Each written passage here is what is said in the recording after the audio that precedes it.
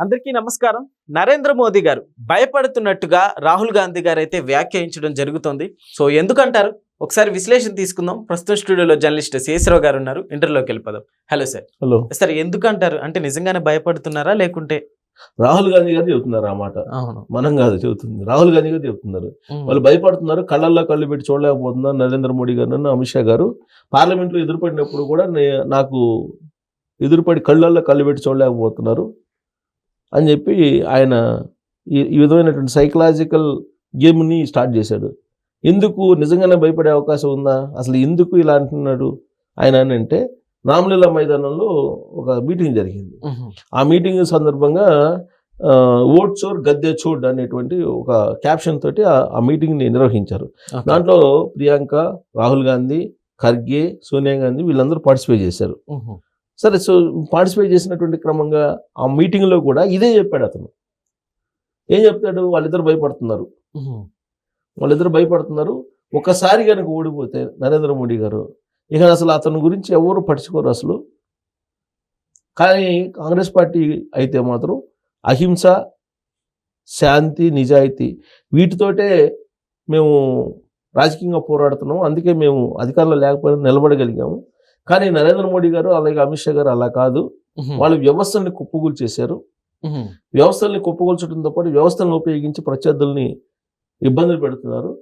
కాబట్టి వాళ్ళు ఒక్కసారి ఓడిపోతే ఇక వాళ్ళు అసలు వాళ్ళ గురించి ఎవరు పట్టించుకోరు. ఇక నరేంద్ర మోడీ గారి గురించి ఇప్పుడు ఇంత గొప్పడని చెప్పి అందరూ అంటున్నారు కదా, ఒక్కసారి ఓడిపోయి చూస్తే అప్పుడు తెలిసిద్ది అతను ఏంటి అనేది ఒక కొత్త రకమైనటువంటి డైలాగ్స్ని వినిపిస్తున్నారు.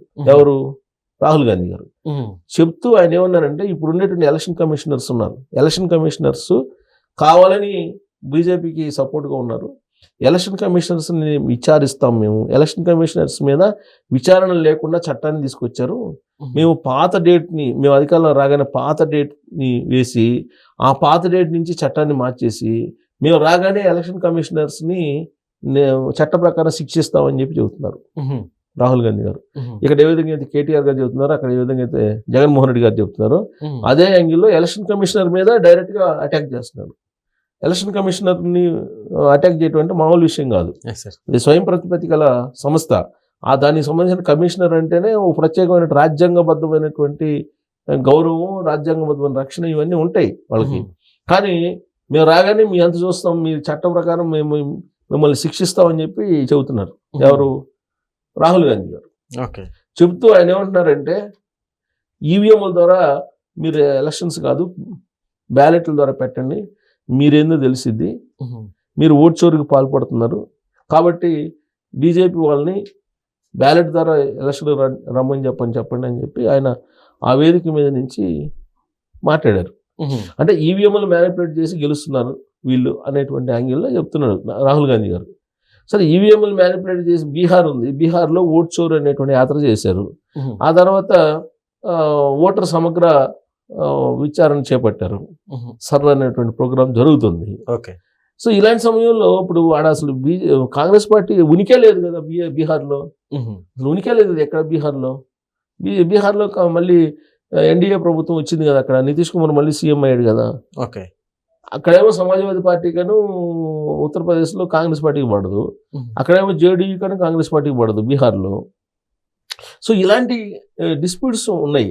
కానీ వాటి గురించి ఆలోచించుకున్న రాహుల్ గాంధీ గారు ఏమని అంటారంటే, అసలు తాను అడిగినటువంటి ప్రశ్నలకి పార్లమెంట్లో కానీ పార్లమెంట్ బయట కానీ సమాధానం చెప్పలేక భయపడుతున్నారు అని చెప్పి సైకలాజికల్ గేమ్ను మొదలుపెట్టాడు.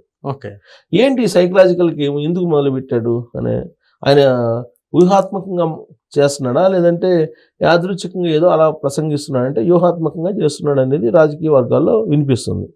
ఎందుకు? నరేంద్ర మోడీ గారు, అమిత్ షా గారు ఉన్నంతకాలం బీజేపీకి డోకా లేదు, రాబోయేది కూడా మళ్ళీ బీజేపీ అనేది వినిపిస్తూ ఉంది. వాళ్ళంత ధైర్యవంతులు ఎవరు లేరు అనేటువంటిది పబ్లిక్లోకి వెళ్ళిపోయింది. వాళ్ళతో పెట్టుకుంటే రాజకీయంగా ఎవరైనా నాశనం కావాల్సిందనే ఒక భయం ఏర్పడింది. ఆ భయం నుంచి అందరినీ బయటికి తీసుకురావడానికి, ఆ భయం నుంచి బయటికి తీసుకొస్తేనే కాంగ్రెస్ పార్టీతో కలిసి వెళ్ళడానికి బలమైనటువంటి ప్రాంతీయ పార్టీలు ముందుకు వస్తాయి. కానీ ఇప్పుడు భయం, ఒక రకమైనటువంటి భయం ఏంటి? వాళ్ళు భయపించారా, లేదంటే వ్యవస్థలతోటి వాళ్ళు వీళ్ళ మీద దాడులు చేయించారు. ఇవన్నీ పక్కన పెడితే నరేంద్ర మోడీ గారితో అమిత్ షా గారితో పెట్టుకుంటే మనం రాజకీయంగా నష్టపోతాము అనేటువంటి అభిప్రాయం ఎక్కువ మందిలో ఉంది. ఓకే. సో అందుకే ఆ భయం నుంచి బయటికి తీసుకురావడానికి బహుశా రాహుల్ గాంధీ గారు ఇలాంటి స్లోగన్ అందుకొని ఉండొచ్చు. ఇప్పుడు పార్లమెంట్లో కళ్ళతో కళ్ళు పెట్టి చూడాల్సిన అవసరం ఏముంది? రాహుల్ గాంధీ గారిని అధ్యక్షుడు ఉంటాడు, అధ్యక్షుడిని చూసి చెప్తారు. స్పీకర్లు ఉంటారు కదా, స్పీకర్ ఉంటారు, స్పీకర్ని ఉద్దేశించి స్పీకర్తో మాడతారు. రాహుల్ గాంధీ గారు వస్తుంటే ప్రధానమంత్రి అమిత్ షా గారు పక్కకి వెళ్తారా? పక్కకి వెళ్ళరు కదా. అధికారంలో ఉన్నారు ప్రధానమంత్రి, పవర్ఫుల్ ప్రధానమంత్రి గారు. అలాగే హోంశాఖ మంత్రి అమిత్ షా గారు, మొత్తం పోలీసు వ్యవస్థ మొత్తం హోంశాఖ మొత్తం ఆయన ఆధ్వర్యంలో ఉంటుంది. ఆయన ఎందుకు భయపడతారు రాహుల్ గాంధీ గారిని చూసి? లేదా నరేంద్ర మోడీ గారు ఎందుకు భయపడతారు రాహుల్ గాంధీ గారిని చూసి? తాను అడిగే ప్రశ్నలకి సమాధానం చెప్పలేక వాళ్ళు గిల్టీ ఫీల్ అయ్యి వెళ్ళిపోతున్నాడు అని చెప్పి ఈయన చెప్తాడు. వాళ్ళు ఎందుకు గిల్టీ ఫీల్ అవుతారు? ఇప్పుడు ఈయన అడిగే ప్రశ్నలకు సమాధానం చెప్పలేదని చెప్పి గిల్టీ ఫీల్ అవుతారని చెప్పేసి ఆయన చెబుతున్నాడు. సో కాబట్టి ఇదంతా కూడా సైకలాజికల్ గేమ్ని స్టార్ట్ చేశాడు రాహుల్ గాంధీ. ఎందుకంటే డైరెక్ట్ ఫైట్ చేస్తే వర్కౌట్ కాల, బీహార్లో వర్కౌట్ కాలేదు, అంతకుముందు వర్కౌట్ కాలేదు, ఎక్కడ వర్కౌట్ కావట్లేదు డైరెక్ట్ ఫైట్ చేస్తే. అందుకని సైకలాజికల్ గేమ్ మొదలుపెట్టి ఈ సైకలాజికల్ గేమ్ నుంచి ఏదో ఒక మంచి అవుట్పుట్ని తీసుకొద్దాము. ఒకసారి ఓడిపోతే నరేంద్ర మోడీ గారు ఏమి ఉండదు అని అంటారు. ఇప్పుడు నరేంద్ర మోడీ గారు ఏజ్ 75.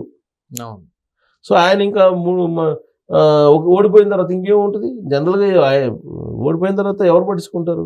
ఏజ్ ఇప్పుడు మన్మోహన్ సింగ్ గారు అప్పట్లో ఓడిపోయారు. ఓడిపోతే మన్మోహన్ సింగ్ గారిని ఆయన ఆర్థికవేత్త కాబట్టి వాళ్ళు కూడా పట్టించుకుంటున్నారు. ఇప్పుడు ఇంతకుముందు చేసినట్టు ప్రధానమంత్రులు ఎంతమందిని పట్టించుకుంటున్నారు? లేదు అసలు. అధికారంలో ఉన్నప్పుడే పట్టించుకుంటారు, అధికారం పోయిన తర్వాత ఎవరు పట్టించుకోరు. ఇప్పుడు రాహుల్ గాంధీ గారు అదే చెప్తున్నారు. రాహుల్ గాంధీ గారు ఏమంటారు? ఒకసారి ఓడగొట్టండి, ఆయన గురించి మర్చిపోతాం మనం అని అంటాడు. ఓకే. సో రాహుల్ గాంధీ గారు లేవనెత్తినటువంటి అంశాలు అనేది ప్యూర్గా సైకలాజికల్ గేమ్. సో ఈ సైకలాజికల్ గేమ్ ద్వారా నరేంద్ర మోడీ గారికి అలాగే అమిత్ షా గారికి ఉన్నటువంటి గ్రాఫ్ ఏదైతే ఉందో ఈ గ్రాఫ్ని తగ్గించడానికి ప్రయత్నం ఆయన ప్రారంభించినట్టు కనపడుతుంది. ఓకే. మరి అది ఎంతవరకు వర్కౌట్ అయింది అంటే రామ్లీలా మైదానంలో పెద్ద ఎత్తున సభ అయితే నిర్వహించారు. ఓట్ షోర్ గద్దె చూడని, నరేంద్ర మోడీ గారిని గద్దె దించాలి అని అంటాడు ఆయన. ఓట్ షోర్ చేసి గెలిచారు అని అంటారు. ఈ గెలుపు కాదు అని అంటారు. ఈవెన్ చంద్రబాబు గారు కూడా ఇప్పుడు ఆంధ్రప్రదేశ్లో 164 మంది కూటమి ఎమ్మెల్యేలు ఉంటే అది గెలుపు కాదు, ఈవీఎంల మ్యానిపులేషన్ అంటారు. ఎవరు? ఆయన మిథున్ రెడ్డి గారు, ఎంపీ లోక్సభలో. ఇప్పుడు 2019లో 151 మంది ఎమ్మెల్యేలతో వైఎస్ఆర్ కాంగ్రెస్ పార్టీ గెలిచింది కదా. అప్పుడు ఈవీఎంలు బాగున్నాయా? ఇప్పుడు ఈవీఎంలు బాగలేవు. ఇలాంటివి చెప్తున్నారు. సో రాహుల్ గాంధీ గారు కూడా ఏదో ఒకటి ఇప్పుడున్నటువంటి ప్రభుత్వాన్ని బదనాం చేయాలి. ఓకే.